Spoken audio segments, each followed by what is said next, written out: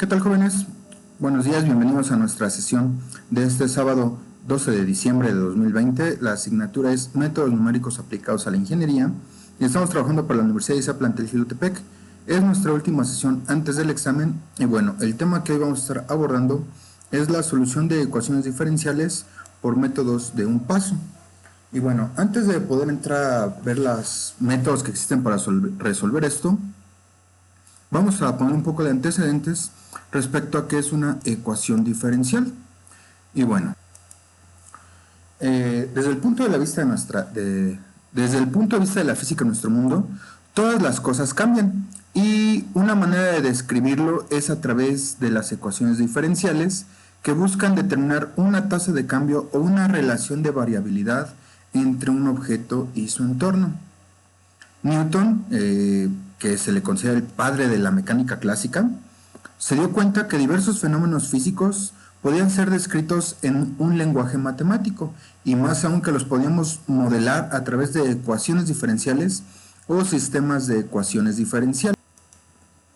Entonces, pensemos en algunos fenómenos físicos como son la resistencia eléctrica, la presión hidráulica, el movimiento de los cuerpos o el amortiguamiento de un resorte. Cualquiera de estos fenómenos que yo estoy describiendo tienen en su relación, en su fórmula, una variación de algo con respecto de algo, ¿no? Por ejemplo, la presión hidráulica varía la presión con respecto de la profundidad. El movimiento de los cuerpos llamamos la velocidad, que es una variación de la distancia recorrida con respecto al tiempo. O el amortiguamiento de un resorte, existe un coeficiente K que mantiene constante el resorte durante todo el desplazamiento, de modo tal que al aplicar una fuerza existe una variación de la distancia con respecto de la fuerza aplicada, ¿no? Entonces todos estos fenómenos que estamos mencionando aquí tienen la variación de un objeto con respecto de su entorno. Ahora bien, desde el punto de vista de la ingeniería, cualquier proceso puede ser definido a través de un diagrama como el que muestro aquí, que tenemos una entrada, ocurre un proceso y ocurre una salida. A este esquema se le conoce como esquema o bloque de caja negra. En términos de ingeniería en sistemas o sistemas computacionales, existen variables exógenas, el proceso de transformación maneja las variables del estado y las variables de salida se suelen llamar variables endógenas. Entonces, en el lenguaje matemático, las variables exógenas están representadas por las X, las endógenas por las Y, y el proceso es efectuado por la función. Entonces, Y es igual a f de x, representa una función, es decir, el modelo primitivo del sistema en estado estable, es decir, que no ocurre ninguna alteración y podemos determinar exactamente qué es lo que va a ocurrir. Ahora, cuando las derivadas se relacionan con funciones y en ocasiones con parámetros constantes, se le conoce como una ecuación diferencial. Bueno, una vez explicado esto, podemos pasar a la definición de que una ecuación diferencial es una ecuación matemática que relaciona alguna función con sus derivadas o diferenciales de una o más variables dependientes con respecto a una sola o más variables independientes. En aplicaciones, las funciones generalmente representan cantidades físicas, las derivadas representan las tasas de cambio y la ecuación diferencial va a definir la relación que existe entre ambas. Pensemos, por ejemplo, en el fenómeno de la presión hidráulica. A grandes rasgos sabemos que la presión en el fondo de un recipiente va a ser mayor que la presión que se encuentra a media altura o sobre la superficie. ¿Por qué? Porque la densidad del fluido y la gravedad son los que generan la presión conforme va aumentando la profundidad con respecto del fluido. Entonces, escribimos nuestra fórmula base para la presión hidráulica y de manera algebraica dice que la presión es igual a la densidad del fluido por la gravedad por la altura. Densidad por la gravedad por la altura o profundidad a la que se encuentra el fluido.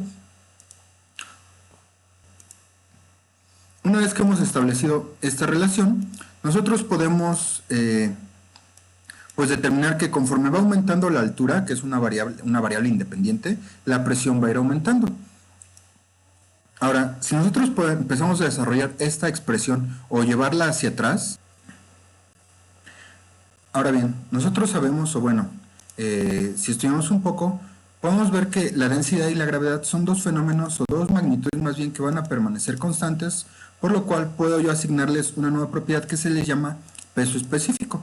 Entonces, densidad por gravedad va a ser igual al peso específico de un fluido y está abreviado por otro símbolo, que es la letra griega gamma. Entonces anotamos aquí la definición.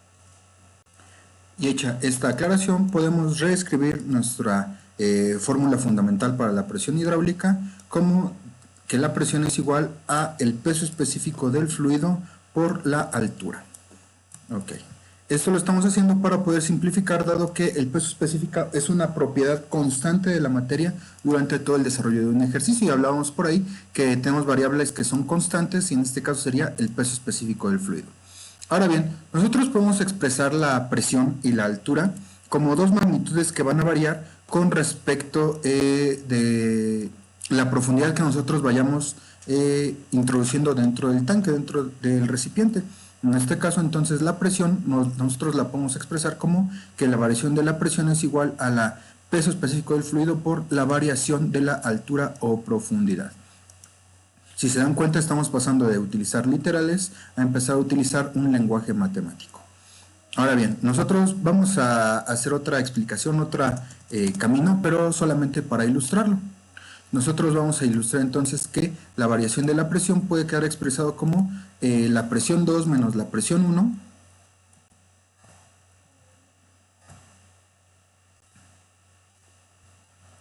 la presión 1 es igual al peso específico del fluido multiplicado por la variación de altura. En este caso sería altura 2 con minúscula menos la altura 1. De modo tal que si nosotros fijamos como la altura 1, la superficie del fluido, se va en 0 y siempre tendríamos un incremento de la altura 2 para que la presión nos quedara siempre positiva. Pero bueno, no es el caso de la resolución y así podríamos nosotros obtener la variación o el cambio de presión de la superficie hacia el fondo del fluido. Ahora bien, si seguimos desarrollando esto para poder obtener nuestra ecuación diferencial, recordemos que tiene que tener términos de derivadas, entonces vamos a seguir desarrollando esto y al final cuentas la variación quiere decir que va a cambiar con respecto de algo, entonces nuestra nueva ecuación nos va a quedar escrita de la siguiente manera. La variación de la presión va a quedar representada por la derivada de la presión con respecto de la altura. ¿Por qué? Porque conforme cambia la altura, la presión va a estar modificándose. Es igual a al peso específico del fluido, que recordemos que es la propiedad constante, multiplicado por la variación de la altura con respecto de alguien. Entonces aquí es cuando nosotros tenemos un problema y ya no podríamos decir con respecto de quién está variando la altura porque no lo estamos considerando. Entonces vamos a retomar el principio de Torricelli, que dice que el fluido aumenta su velocidad conforme disminuye, o más bien aumenta la profundidad a la que se encuentra el orificio, pero entonces va a ser de diferencial de altura con respecto del tiempo, es decir, conforme vaya disminuyendo la altura del fluido para que salga a través de un orificio, esto va a ocurrir en un intervalo de tiempo. Y nosotros ya estamos entonces escribiendo una ecuación diferente. Ahora bien, recordemos que altura es una expresión que nos indica la distancia. Entonces, si nosotros cambiamos altura, que vamos manejando por distancia, tenemos que diferencia la diferencia de la distancia con respecto del tiempo es la velocidad. Entonces nosotros ya tenemos una nueva variable que parte de la interpretación de la fórmula de la presión hidráulica para calcular la velocidad con que sale un fluido a través de un orificio. Entonces, si nosotros reescribimos nuestra expresión, solamente es para que vean cómo vamos a ir relacionando, nos quedaría que sería el peso específico del fluido por la velocidad a la que el fluido sale por un orificio. Y con eso nosotros podemos obtener la diferencia de presión. Pero bien, ya que estamos hablando del orificio, nosotros tendríamos que determinar el área del orificio por el cual está saliendo el fluido, porque eso es lo que establece el principio de Torricelli.